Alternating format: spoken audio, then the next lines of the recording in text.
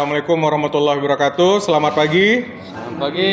Untuk pemenuhan program ACMS kita pada bulan April ini untuk sadar budaya risiko, dan pada kesempatan ini kita akan mengangkat tema mengenai strategi mitigasi risiko ESG pada operasional kebun dan pabrik kelapa sawit. Industri sawit di Indonesia ini baseline-nya menunjukkan bahwa produksi naik, namun terdapat tekanan serapan domestik dan ekspor tetap ketat, di mana 14,4 juta hektar luas panen di Indonesia itu tahun 2025 dan 2026 diperkirakan tetap stabil. Kemudian penggunaan industrial 2025-2026 didorong biodiesel dan oleokimia. Ekspor untuk 2025-2026 diperkirakan pulih, tetapi tetap di bawah era surplus lama. Nah, musim kemarau, isu di 2025 cuaca di Indonesia itu cenderung maju, lebih kering dan lebih panjang dengan peluang penguatan El Nino pada semester kedua.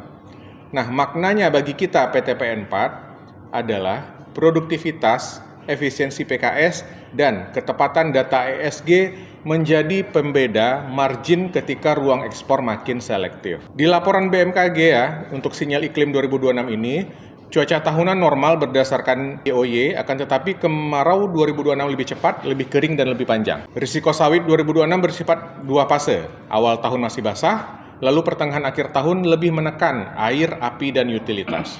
The climate pulse of 2026 adalah 94,7% wilayah Indonesia dengan sifat hujan tahunan normal.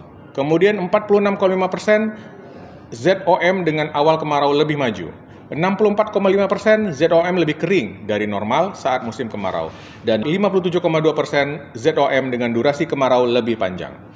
April 2026 masih didominasi hujan kategori menengah 73,40% dan tinggi 23,48%. Peluang pengeringan lanjutan di semester 2 membuat karhutla dan tekanan air menjadi agenda utama mitigasi. Nah, apa skenario tahun 2020? Melihat outlook 5 tahun operasional kelapa sawit akan semakin demand-led, audit-led, dan carbon-led. Di mana makna data outlook 2030 bagi kebun dan PKS PTPN 4 adalah margin semakin ditentukan oleh efisiensi proses, kemampuan telusur ulang menjadi penentu izin masuk pasar, emisi metana dan kualitas effluent jadi sorotan utama, dan climate resilience menentukan kestabilan hasil. Di dashboard 2026, 5 indikator yang harus dieskalasi ke direksi setiap bulan.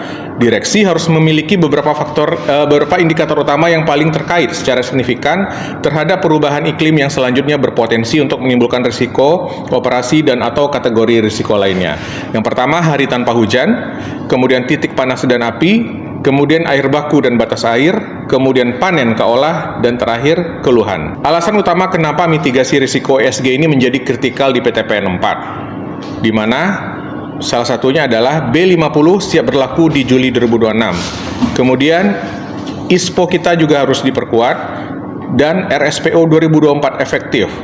3 kekuatan yang saling menekan operasi kebun dan PKS yakni 1 pasar, 2 regulasi, dan 3 dekarbonisasi.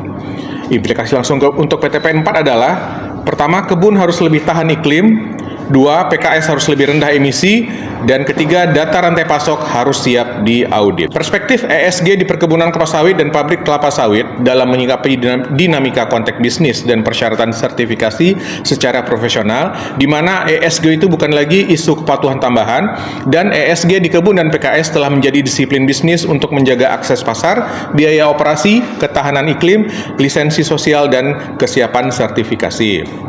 Fokus profesional 2026 sampai 2030 adalah dari compliance based menuju risk based, market ready, and evidence driven operations. Fokus utama ESG bagi kebun sawit dan PKS adalah: pertama, traceability dan legalitas lahan, kemudian efisiensi air, energi, pome, dan pengendalian karhutla, dan ketiga, bukti tindakan. Apa penerapan ESG yang profesional diterapkan di kebun dan PKS? ESG harus diterjemahkan ke pengendalian risiko, mutu data, dan keputusan operasional harian, environment, social, governance. 3 lensa profesional saat dinamika bisnis berubah adalah 1 pasar, 2 operasi, dan 3 sertifikasi. Green environment dibaca sebagai value pool, bukan sekedar cost center.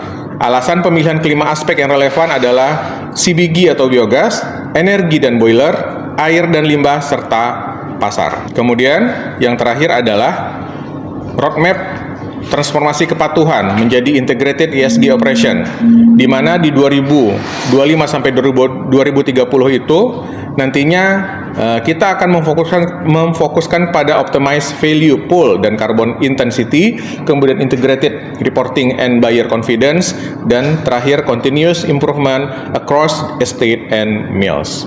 Nah, sekianlah materi sadari kita untuk bulan April pada kesempatan hari ini. Semoga bermanfaat buat kita semua dan tentunya buat perusahaan.